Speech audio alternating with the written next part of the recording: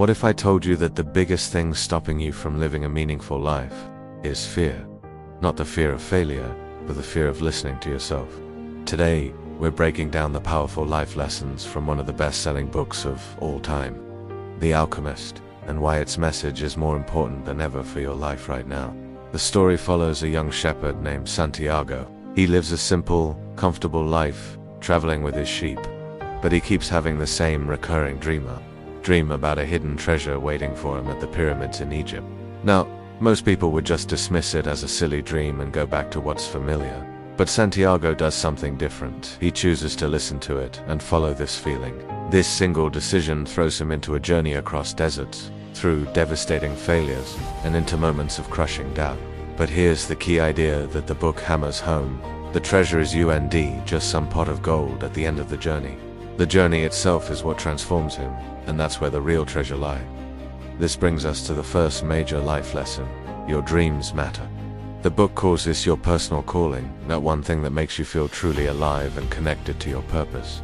But most people give up on that calling.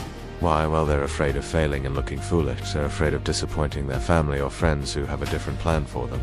Or, and this is a big one, they think it's just too late to start something new. But here's the truth. Ignoring your dreams doesn't make your life safer. It just makes it smaller, quieter, and less you. You trade a life of potential adventure for one of quiet regret. One of the strongest and most relatable messages in The Alchemist is this.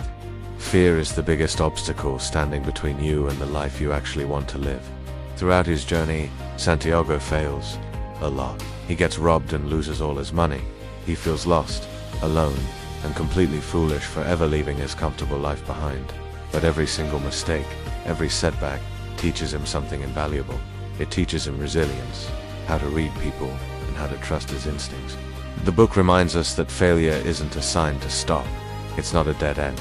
It's actually proof that you're in motion, that you're moving forward and trying something new. Another powerful idea is the art of learning to listen not just to others, but to yourself. To your gut feelings, your core values, and what your heart is trying to tell you. Life is constantly sending us little signals and signs, but most of us are too distracted, too busy, or too stressed to even notice them.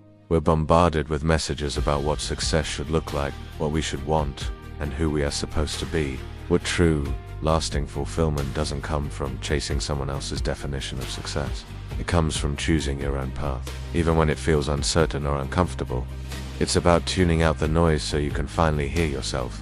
So, in the end, what is the treasure really? It isn't just gold or fame or external success. The real treasure is growth. It's the confidence you build by overcoming obstacles. It's the deep understanding you gain about who you are and what you are capable of. The message is simple but profound.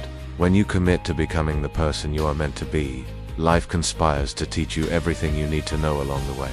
So I'll leave you with this question. What dream have you been ignoring because it felt too risky or too silly? Remember, the greatest regret in life isn't failing. It's never even trying. If this message resonated with you, know that your journey matters. It's time to start it. Thanks for watching.